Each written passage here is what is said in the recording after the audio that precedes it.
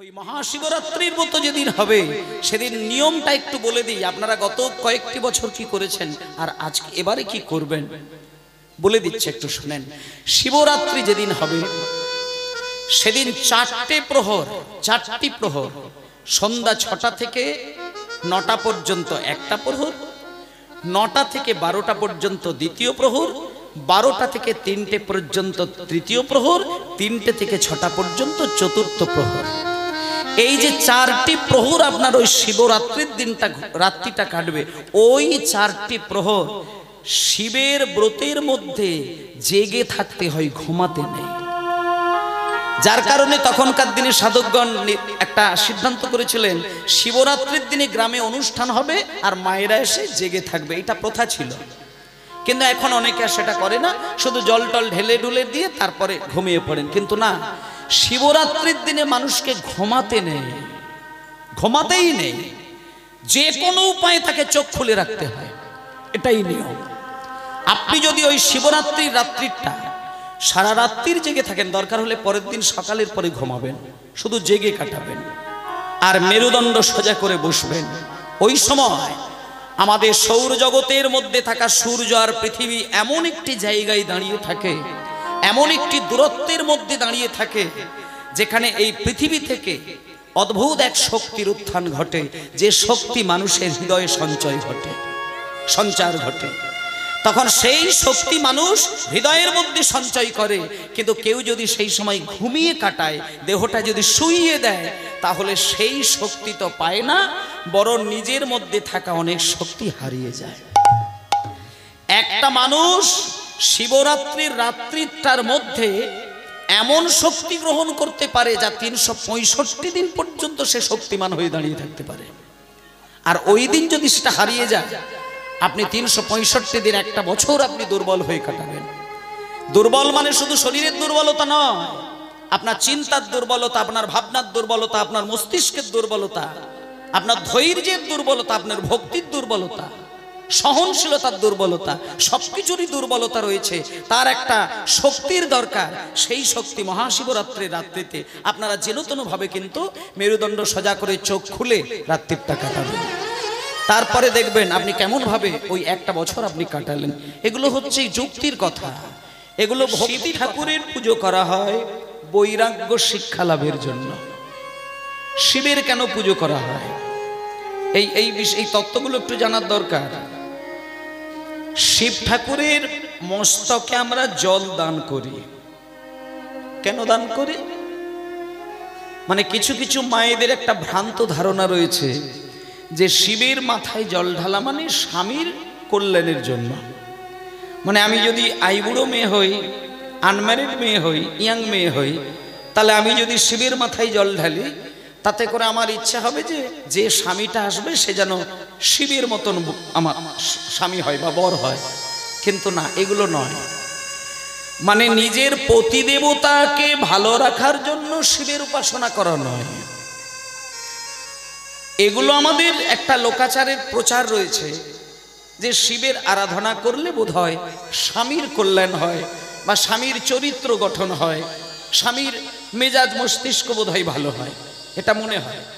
কিন্তু সত্যি যদি শিবের মতো আপনার স্বামী হয়, তাহলে কিন্তু আপনি সংসার করতে পারবেন না।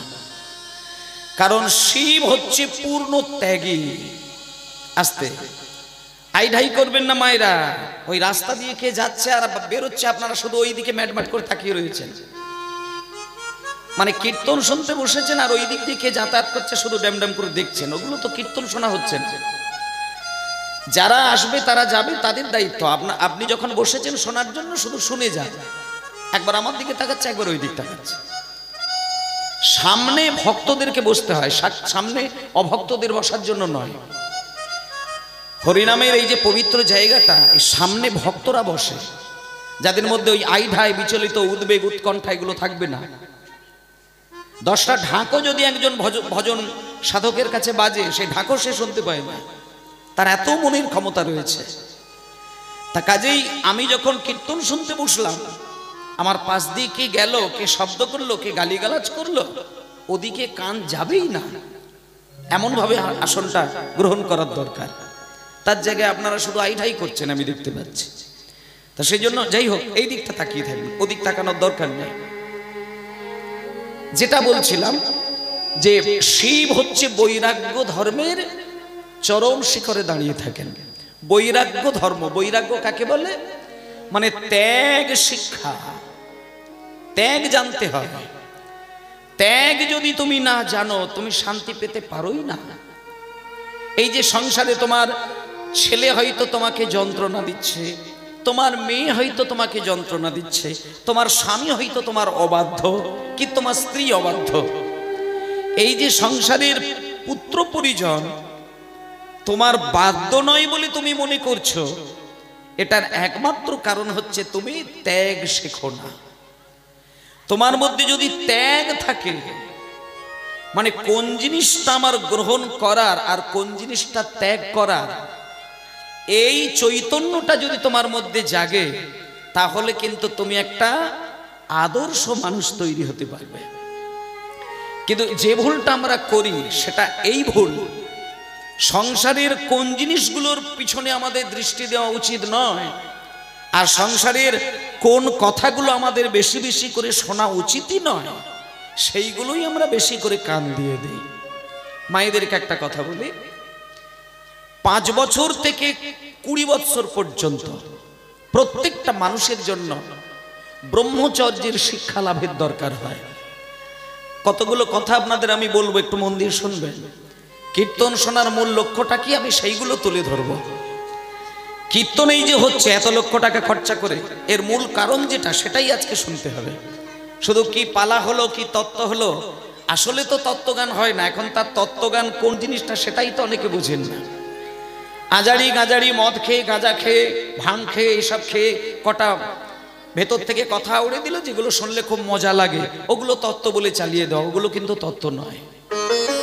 তত্ত্ব কথা সেগুলোই হয় যে কথার সঙ্গে পরম ব্রহ্ম স্রষ্টার একটা সম্পর্ক থাকে, আর যে কথা শুনলে পরে মানুষের আধ্যাত্মিক চৈতন্যের বিকাশ ঘটে, সেগুলো তত্ত্ব কথা। বাকি কোনো জিনিস তত্ত্ব কথা হতে পারে না। যা ভগবানের বিরুদ্ধ আচরণের কথা আসে, সে কোনোদিন তত্ত্ব কথা নয়। তাই এইগুলোর উপরে একটু বিশেষ করে আলোকপাত করবেন এবং একটু গুরুত্ব দেবেন। মায়েরা, আপনারা একটু মন দিয়ে শুনবেন।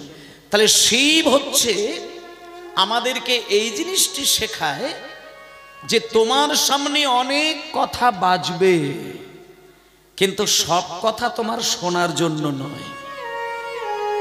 তোমার কাছে অনেক ঘটনা ঘটবে, সব ঘটনায় তোমার মন দেওয়ার জন্য নয়। এইগুলো শিখতে হয়।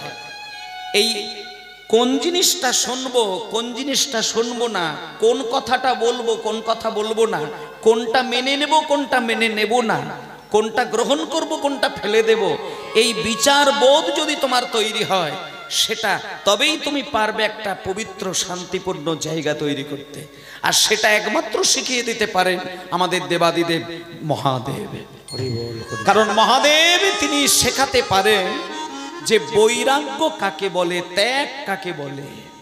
মায়েরা শোনেন, 5 বছর থেকে 20 বছর পর্যন্ত প্রত্যেকটা মানুষ, নারী পুরুষের ভেদাভেদ নেই, কিন্তু বলে ব্রহ্মচর্য শুধু পুরুষরা করে না, এগুলো পাক্কা মিথ্যে কথা।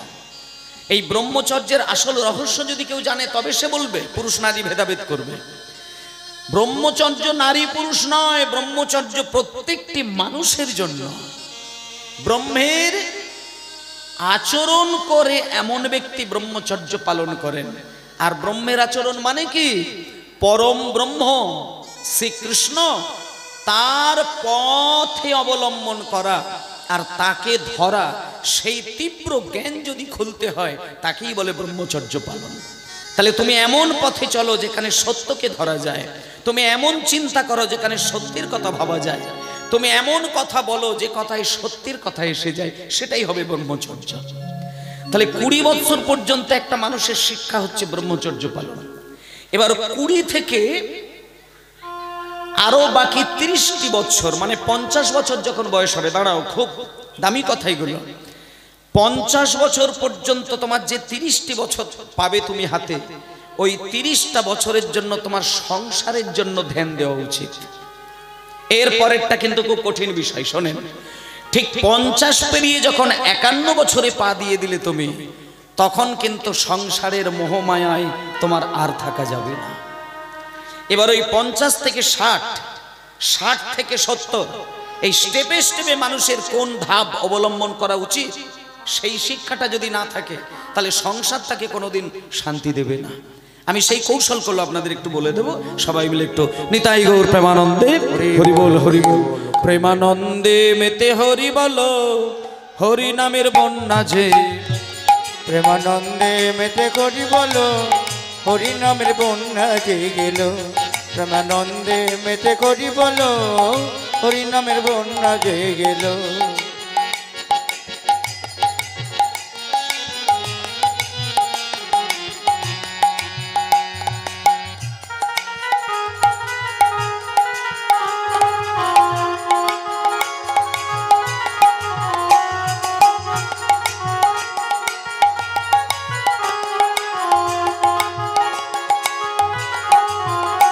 এমন বন্যা দেখি নাই শুকনাতে তলায়, হরি হরি হরি শুকনাতে তলায়। এমন বন্যা দেখি নাই শুকনাতে তলায়, এমন বন্যা দেখি নাই শুকনাতে তলায়, বন্যা দেখি নাই শুকনাতে তলায়। বন্যা দেখি নাই শুকনাতে তলায়, বন্যা দেখি নাই শুকনাতে তলায়, এমন বন্যা দেখি নাই শুকনাতে তলায়। আর ডুবল নদের, ডুবল নদের, ডুবল নদের পুরুষ নারী জাতের বিচার নাই। এমন বন্যা দেখি নাই শুকনাতে তলায়, এমন বন্যা দেখি নাই শুকনাতে তলায়। ডুবল নদের পুরুষ নারী জাতের বিচার নাই। ঠাকুর হরিদাস, ঠাকুর হরিদাস, ঠাকুর হরিদাস, ঠাকুর হরিদাস সে কাজীর ছেলে, সে বুঝি ডুবে গেল। ঠাকুর হরিদাস, ঠাকুর হরিদাস হরিব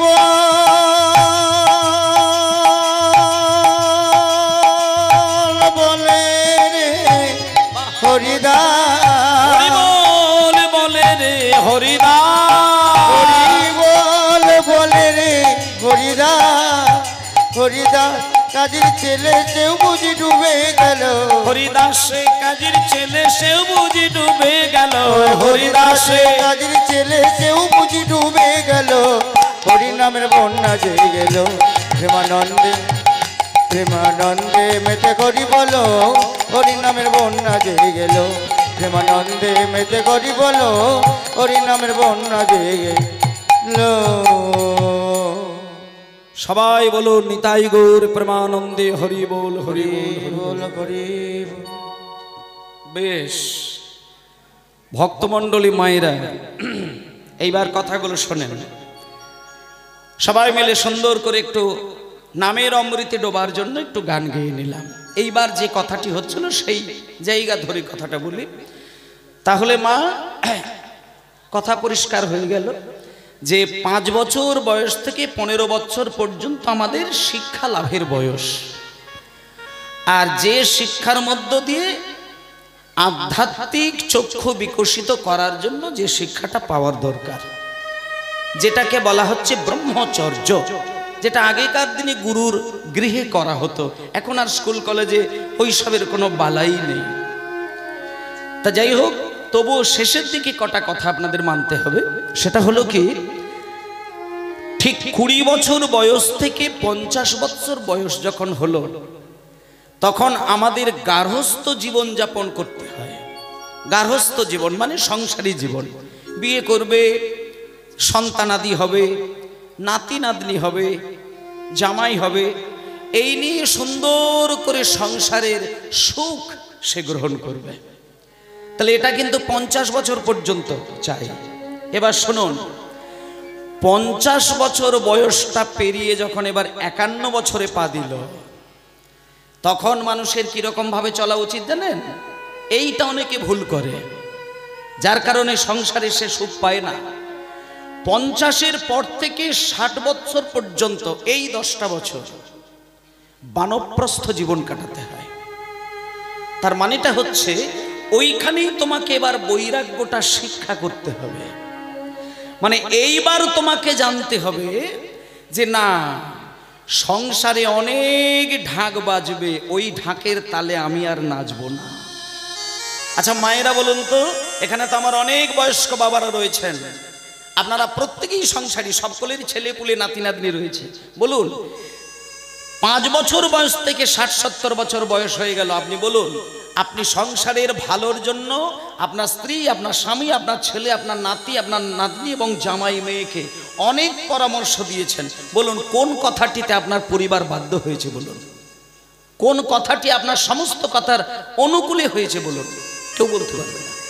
মানে আপনি যেটা চান সেটাই যে আপনাকে ভরিয়ে দিল, আপনি যে আচরণে সুখবোধ করবেন সেই আচরণ যে আপনার স্বামী করবে বা আপনার স্ত্রী করবে, সম্ভব নয়। আপনি পারবেন না।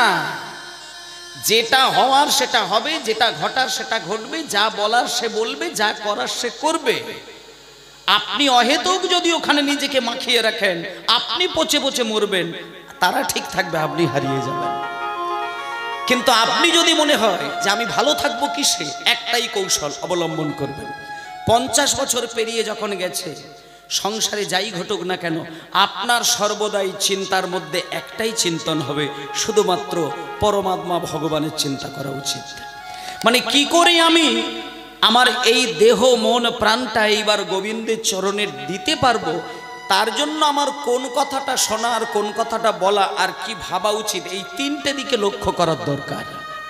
তাই 50 থেকে 60 বছর বয়সী মানুষ যারা হয়ে যায়, তারা মুখে যে কথাটা বলবে তার মধ্যে বেশিরভাগটা যেন ভগবত তত্ত্ব হয়, আর কানে যেটা শুনবে বেশিরভাগ যেন ভগবানের আলাপ আলোচনা চলে, আর মনে যেটা চিন্তা করবে বেশিরভাগ যেন পরমেশ্বর ভগবানের চিন্তা হয়। এটাকে বলা হচ্ছে বানপ্রস্থ। আর ঠিক 70 বছর বয়স যখন হয়ে গেল, 50 থেকে 60-এর পরে 70-এর দিকে যখন গড়াবে, তখন কিন্তু মানুষের তীব্র বৈরাগ্য ধর্ম, যাকে বলা হচ্ছে সন্ন্যাস। তার মানে তোমাকে বলছে না যে তুমি সন্ন্যাসী হয়ে বেরিয়ে যাও, সেটা না। তোমার মনটা পরিপূর্ণ সন্ন্যাসীদের মতন হয়ে যাবে, আর তোমার সংসারের কোনো কামনা বাসনা তোমার মধ্যে আর থাকবে না। না, আর কিছু নেই। তুমি নিজের নাতির জন্য যেমন কষ্ট পাও, পাড়ার নাতিটার জন্যও তোমার সেই কষ্ট আসবে। তোমার নিজের মা কাঁদলে যেমন তুমি কেঁদে ওঠো, জগতের যে কোনো মা কাঁদলে যেন তোমার মন তখন কেঁদে যায়। তাকে বলে সন্ন্যাস ধর্ম।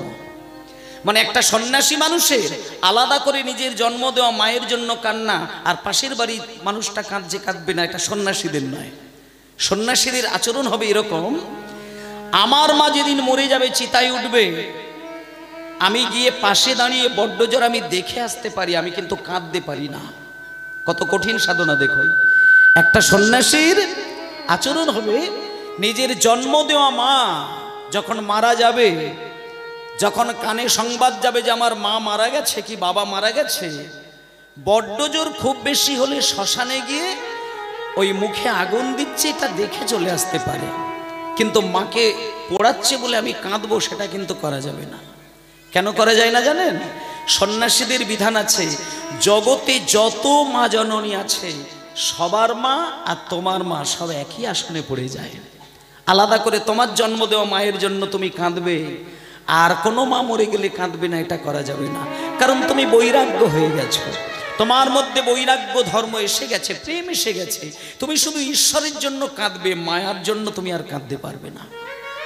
সেইটা যদি তোমার এসে যায়, তাহলে জানবে তুমি কিন্তু পরম শান্তি কাকে বলে, স্বর্গ কাকে বলে, অপ্রাকৃত প্রেম কাকে বলে, ভগবানের চরণের পরমানন্দ কাকে বলে, সেটা সেদিন তুমি উপলব্ধি করতে পারবে। তাই ভক্তমণ্ডলী মায়েরা, আজকের এই যে কীর্তন বাসরে আপনারা মন দিয়ে বসেছেন, গত কয়েকদিন ধরে কীর্তন হয়েছে, আজকেও সকাল থেকে হচ্ছে, এখনো হচ্ছে, আবার পরে হবে। কিন্তু আপনারা সচেতন হয়ে কীর্তন শুনবেন। এই তো আমার পরে আরেক কীর্তনই আসবে, আর তারপরেই আপনাদের আসল কীর্তন, যে জন্য এক বছর অপেক্ষা করে পড়ে থাকেন, সেই রাসলীলা, যে রাসের নাচে নাচতে গিয়ে মানুষ পাগল হয়ে যায়।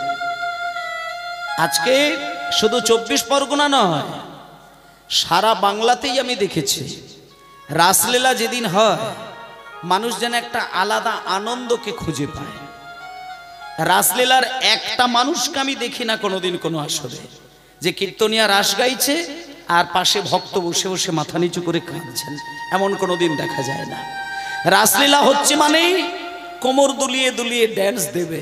কিন্তু শোনেন মায়েরা, রাসলীলার আক্ষরিক অর্থ, ভাবগত অর্থ যদি কোনো মানুষ একবার বুঝতে পারে, আমার যেটা বিচারে মনে হয় ভগবান শ্রীকৃষ্ণ বৃন্দাবনে যত লীলা করেছিলেন সব থেকে বিরহের লীলা যদি হয় সেটা ওই রাসলীলা। রাসলীলার ভাবের দিকটা যদি কেউ উপলব্ধি করেন, সে কাঁদতে কাঁদতে কাঁদতে কাঁদতে জ্ঞান হারিয়ে ফেলতে পারে। আপনারা তো রাস শোনেন মায়েরা, আচ্ছা রাসের গানগুলোর মানে বোঝেন? রাসের গানগুলো মানে বুঝবেন, তাহলে দেখবেন কি বলতে চাইছে। রাসের গানের মধ্যে একটা গান আছে দেখবেন, খসত বসন রসন চেলি, একটা গান আছে, খসত বসন রসন চেলি মুরলিক গান পঞ্চবতান কুলবতী চিত চরণী, একটা গান আছে না? তাই যে খসত বসন রসন চেলি মানে বলতে চাইছে কৃষ্ণ যখন বাঁশিটা বাজিয়ে নাম ধরে ধরে ধরে ধরে ডাকলেন, সঙ্গে সঙ্গে যাদের নাম ধরে বাঁশিতে ফু দিয়েছে তারা সংসার থেকে বেরিয়ে কৃষ্ণের কাছে চলে এলো। আর কৃষ্ণের কাছে আসার সময় তার শাড়ি খুলে গেল, অলংকার খুলে গেল, গয়নাগাটি খুলে গেল, গায়ে উড়নি ছিল খুলে গেল। তাহলে গায়ের কাপড় উড়ে যাচ্ছে, আলগা হয়ে যাচ্ছে, লজ্জা ঢাকার বস্ত্র সরে যাচ্ছে, তবুও তার হুঁশ নেই, ছুটে চলেছে গোবিন্দের কাছে। আচ্ছা এখান থেকে আপনাদের কি মনে হয়? শোনেন, একটা নারী, একটা প্রেমিকা যখন প্রেমিকের সঙ্গে দেখা করতে যায় তখন কিন্তু আলাদা করে একটু বেশি বেশি করে সেজে গুজে যায়। যখন বিয়ে বাড়িতে যায় অনেক বেশি সাজে, প্রেমিকের সঙ্গে দেখা করতে গেলে অনেক বেশি সাজে। কিন্তু কৃষ্ণ তো সেই দিনে সর্বশ্রেষ্ঠ প্রেমিক হয়ে দাঁড়িয়েছিলেন, বাঁশি বাজিয়েছিলেন। কিন্তু সেই দিন যখন গোপীদেরকে ডাকলো, কই সেদিন গোপীরা সাজলো না কেন? আর যদিও বা সাজলো, তা কাজল কোথায় দিল আর সিঁদুর কোথায় দিল? কি এগুলো সব জানেন আপনারা? তাহলে সেদিনের সাজ সব উলট পালট হয়ে গেল, সেদিনের শাড়ি গয়না খুলে গেল, দেহ আলগা হয়ে গেল। এর মানেটা কি? এর মানেগুলো বুঝতে হবে। এর মানেটা হলো এটাই যে সেই দিনটা হচ্ছে ভগবানের কাছে যাবার দিন। অর্থাৎ তুমি এই যে মোহময় মায়ার সংসারে তোমার দেহপতিকে নিয়ে তুমি সংসার করছো, যেদিন তোমার প্রাণ গোবিন্দ বাঁশিটা ধরে ডাকবে সেদিন ওই মোহমায়া ছেড়ে চিরকালের মতো গোবিন্দ চরণে চলে যাবে। সেদিন তোমার গায়ে শাড়ি থাকবে না, গয়না থাকবে না, এমনকি ঘুমসি পর্যন্ত থাকবে না, সবকিছু সরিয়ে দিয়ে চিতার উপরে তুলে দেবে। সেই দিন হচ্ছে মানুষের শেষ দিন। ওই জন্য রাস শব্দের মানেটা আর বুঝতে হয়। রাস শব্দের মানে হচ্ছে রয়ে আকার দন্ত সরাস, রয়ে আকার দন্ত সরাস। এখানে আকারটাকে যদি কেউ মুছে দেয়, এই যে রয়ে আকার আর দন্ত স, এর মধ্যে আকারটাকে আপনি যদি মুছে দেন তাহলে কি হয়ে যাবে? রস হয়ে যাবে। তাহলে এই আকারটিকে না, আকারটি হলেন আমার জগতের জগৎ জননী মা মহামায়া। আর এদিকে রটাকে র মানে রাধা, আর এখানে সকে স মানে কৃষ্ণ। র মানে জীবাত্মা, স মানে পরম আত্মা। র মানে ভক্ত, সমানে ভগবান। আর মাঝখানের ওই আকারটি হচ্ছে আমার মহামায়া। মহামায়া মাঝখানে থাকে বলে আমরা ভক্ত ভগবানের মিলনটা দেখতে পাই না। আর মহামায়া যেদিন সরে যাবে সেদিন তোমার দেহের বসন খুলে গিয়ে তুমি মোহমায়া থেকে ছিন্ন হয়ে ভক্তের সঙ্গে ভগবানের মিলন হয়ে যাবে। নিতাই গৌর প্রেমানন্দে হরি বল হরি বল। ওই জন্য ওই রয়ে আকার দন্তেশ্বরাস আর ওই রাস কথাটাকে যদি কেউ বারবার বলে, সেখান থেকে কিন্তু তার ভাবের মানেটা বেরিয়ে আসে। মায়েরা, আপনারা বলুন আমার সঙ্গে রাস কথাটা, দেখবেন ওখান থেকে কিন্তু মেন ভাবটা কিন্তু বেরিয়ে আসবে। একবার বলুন, এই যে আমি যেমনটি বলবো রাস রাস রাস রাস রাস, এইভাবে 10 বার বলুন। বলুন দেখি, বলুন রাস রাস রাস রাস রাস রাস রাস রাস সরা সরা, রাস রাস রাস রাস রাস সরা সরা সরা সরা সরা। বলে রাসলীলা পরে শুনবি, আগে সরা সরা, আগে সরা। হরি হরি হরি সরা, আগে সরা। এই মনের মাঝে যত কালিমা আছে, সরা সরা, আগে সরা। মনের মধ্যে যত কালিমা আছে, সরা সরা সরা সরা। ওই মনের মাঝে যত কালিমা, সরা সরা, আগে সরা। মনের মধ্যে যত কালিমা, সরা সরা, আগে সরা। তাই জন্য আমি এখানে যারা ভক্ত মানুষ আছেন আর ভদ্র মানুষ আছেন, তাদের জন্য একটা কথা বলে দেব। ভক্ত নাও হতে পারে, কিন্তু ভদ্র তো থাকে। আর ভগবান কিন্তু ভক্তের জন্য আর ভদ্রের জন্য, এটা মাথায় রাখবেন। তুমি ভক্ত নাও হতে পারো, তোমার ভেতরে যদি ভদ্রতা থাকে, তাহলে কিন্তু তুমি কৃষ্ণের দাসী হয়ে যাবে। কারণ একটা জিনিস মাথায় রাখতে হবে, একটা মানুষ যদি ভদ্র না হতে পারে, সে ভক্ত কোনোদিন হতে পারে না। আর ভক্ত যদি না হতে পারে, সে গোপী হতে পারবে না। আর গোপী যদি না হতে পারে, তাহলে সে রাধা কৃষ্ণের প্রেম জানবে না। এই যে রাধারানীর প্রেম, কৃষ্ণের প্রেম, এর মাধুর্যের গভীরতা কতটা! একবার হা কৃষ্ণ বললে হৃদয়টা ভেঙে টুকরো টুকরো হয়ে যায়। কাদের? ভক্তের। যে ভক্তের হৃদয়ে ভক্তি প্রেমের পাত্র রয়েছে, সে একবার কৃষ্ণ বললে বুক চাপড়ে কাঁদবে, কলসি কলসি নয়নের ধারা বিগলিত, তিনি হবেন ভক্ত। আর সেই ভক্ত হতে গেলে আগে তার আচরণ হবে ভদ্র। তাই আমি শুধু এই বর্তমান পরিস্থিতিতে রাসমঞ্চে যেভাবে কীর্তন পরিবেশন হচ্ছে, আমি ভদ্র বাবা যারা মায়েরা রয়েছেন আর ভক্ত মা বাবা যারা রয়েছেন, তাদের জন্য বলবো, যদি আগামী জন্মে কি তারপরের জন্মে কি তারপরের জন্মে কৃষ্ণের চরণে সেবায় রত থাকতে চান, তাহলে এই বর্তমান পরিস্থিতির রাসমঞ্চে দাঁড়াবেন না। কারণ এই রাস এখন যেটা মানুষের কাছে হচ্ছে, এটা এক কথাই বলা যেতে পারে চৈতন্য দেবের হৃদয়ে পা দিয়ে রাসমঞ্চ তৈরি হচ্ছে। মানে অষ্টসখী মিলে 18-20 বছরের মেয়েগুলো যেভাবে ধেই ধেই করে নাচছে, যে বিশ্রী পরিবেশ, এটা কোনোদিন রাধা কৃষ্ণের প্রেমের লীলা নয়। এখানে বিন্দুমাত্র প্রেম থাকবে না। এবং আমি গ্যারেন্টি দিয়ে বলবো, যার হৃদয়ে ভক্তি আছে, সে এইরকম রাসলীলা যদি 10টা হরিমাসরে যায়, সে অভক্ত হয়ে যাবে।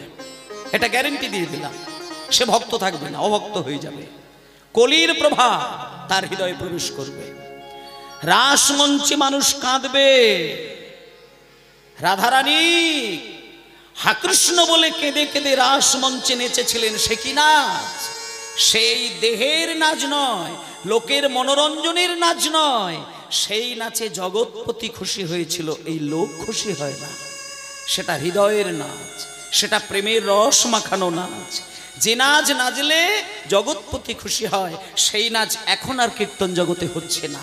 তাই আমি করজোরে বিনয় করে বলে যাই, রাসলীলা করাচ্ছেন করুন, কিন্তু একটু চিন্তা করে দেখবেন, এটা কিন্তু ভক্তির জায়গা।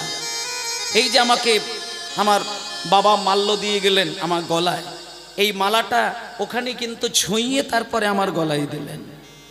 আর এই যে ধুনো দিচ্ছে, এখানে যে নাম চলছে গতকাল থেকে, আপনারা কি জানেন? এখানে যতক্ষণ নামের সূত্রটা চলবে ততক্ষণ চৈতন্যের চরণটা বসানোই থাকে, এবং যে যেমন চিন্তা করে এখানে নাম শুনবে তার সেই পাওনা হবে।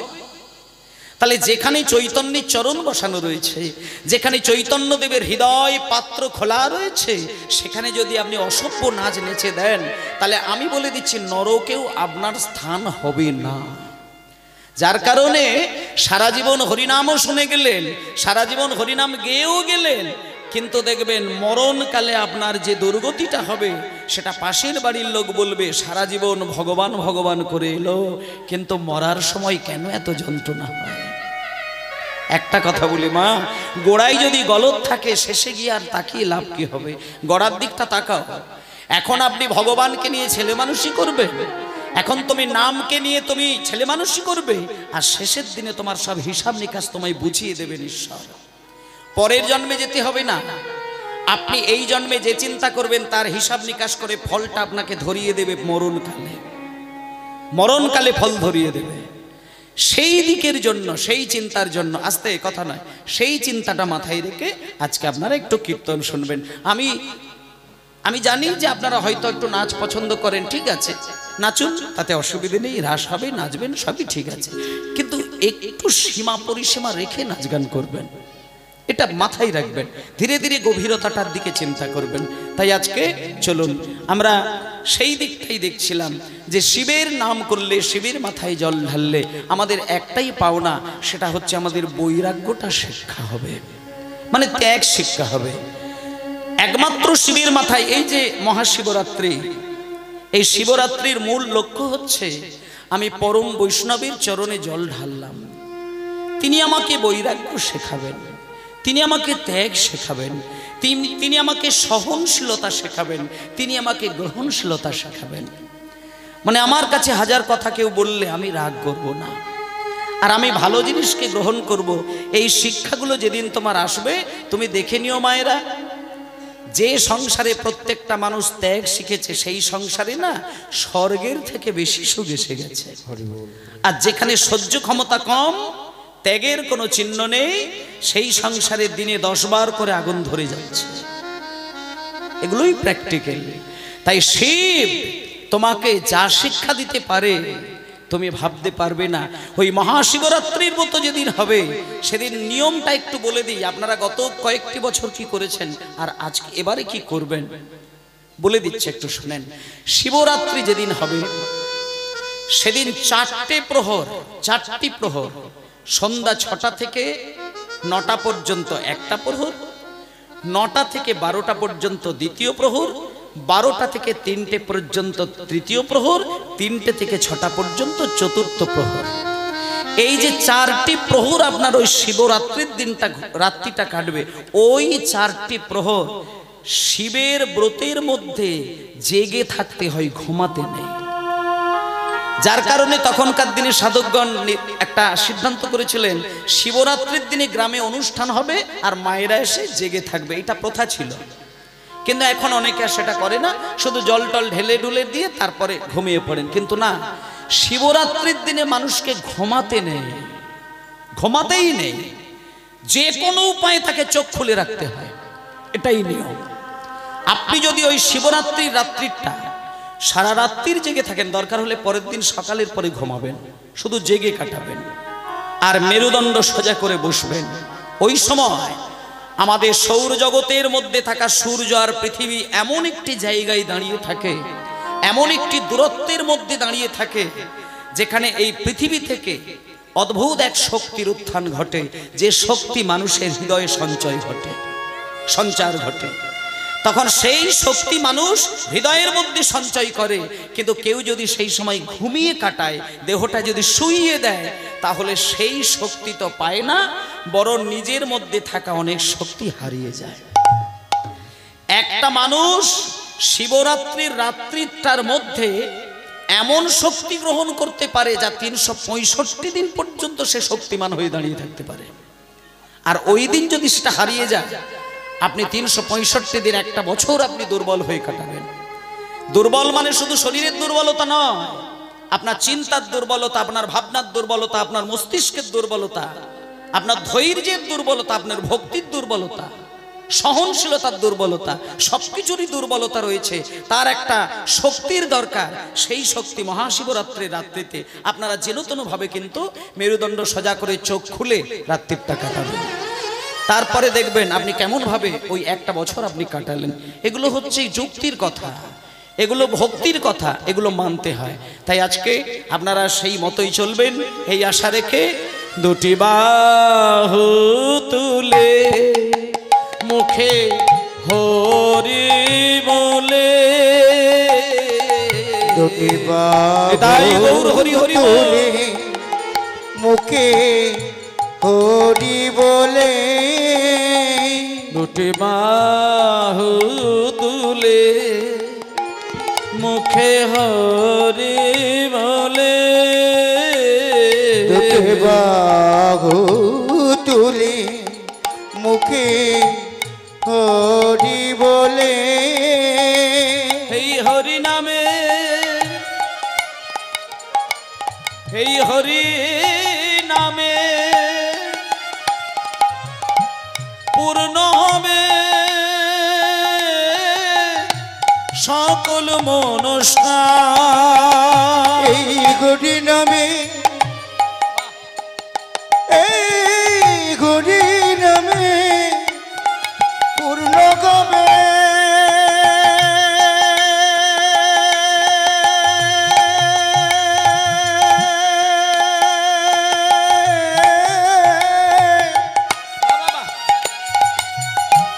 সকল মনস্কার। প্রেম নিবিয়ায় বদন ভরে বলে রে হরি নাম, বদন ভরে বলে রে হরি নাম, প্রেম নিবিয়ায় বদন ভরে বলে রে হরি নাম, ওরে প্রেমিনী বিয়াই বদন ভরে বলে রে হরি নাম। নিতাই গৌর হরি বল, গৌর হরি বল, গৌর হরি বল।